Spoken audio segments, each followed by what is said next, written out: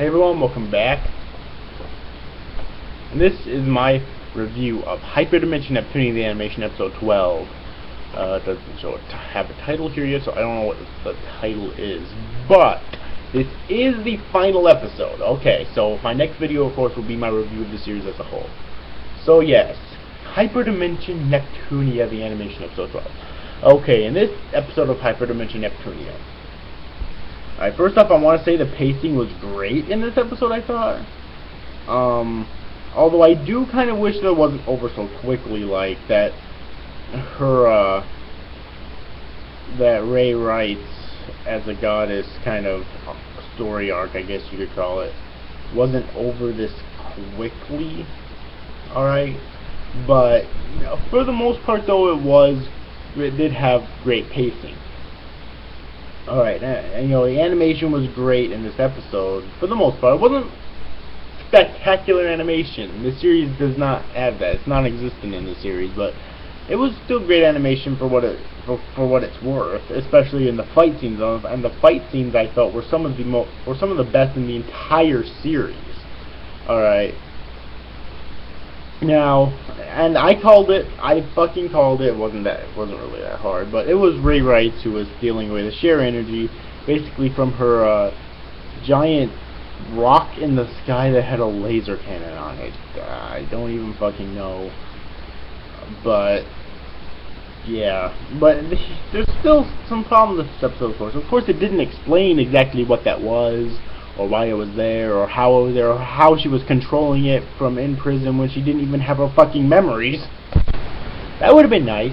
Also, it would have been nice if this is the main reason why I kind of wanted an additional episode for this, is that it would have been kind of nice if there was like a flashback or something, chronicle or telling about her times as the goddess of Tari, because like she said in this episode that they didn't obey me, that implying the citizens, right, that it was my country and they didn't obey me, and it was even stated that they ended up overthrowing her. So it's safe to assume that she was a very greedy and selfish and corrupt goddess. Alright. However, it's because of that they couldn't sustain themselves, and they basically destroyed themselves, implying that because they overthrew her, they were basically fucked.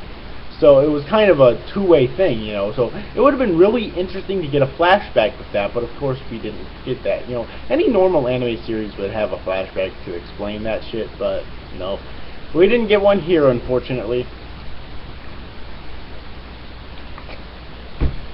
So yes. Overall, what do I have to say about this series, or about this episode? You know, it was pretty good. It's like, and there was actually a pretty tense moment when Rey was going to attack the citizens down below, which mainly consisted of Neptunia,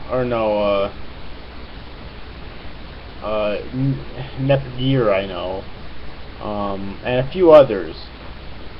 I know Histori was there, and If was there as well, and so was Kompa and whatnot. And then out of nowhere, Blank, Ram, and Ram showed up and helped out, and saved them. And then all of the goddesses, and the older sisters and the younger sisters, basically teamed up to defeat Rey. And this is something I just didn't get though. At the end, Afiore and the Rat showed up, and Afiore basically destroyed. Helped them out by destroying Rey's like crystal, which has her share power in it, so she was basically powerless. I'm not sure if she was dead or not, but she was basically powerless.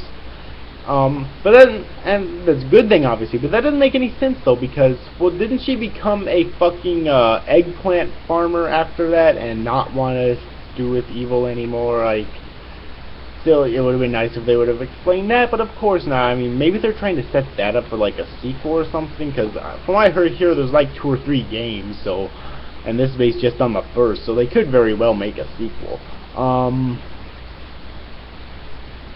You know, but so that didn't make any sense right there. And also, there's this character called 5PD or something like that. fascinating me. Like, Spy PD was referenced throughout the course of the series as like an idol or something. But first off, there's two things here. First off, what nation is she from? That's the first thing. And the second thing, like, I'm gonna guess Planet Toon, but I don't really know. And the second, because I haven't played the game yet, right? And the second thing is, has she really been shown in the series up to this episode? I don't think so.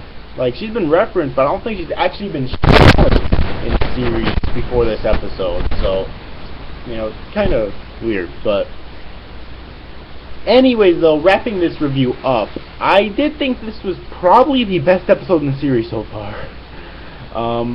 Or so far at the end, but, well, in the season anyways. Now, if there's a second season, will I review it?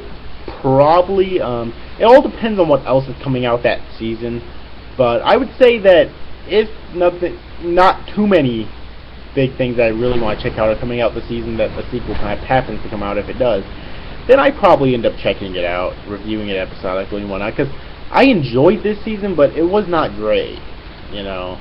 I mean, I enjoyed the series, but it was not great, you know. So yeah, but anyways, episode rating overall, it was a really good episode. Like I said, the best episode in the series so far, in my opinion. And yeah, so yeah, but anyways, overall, hope you enjoyed this review, guys. These FCs after, guys. Thanks for watching. Bye bye.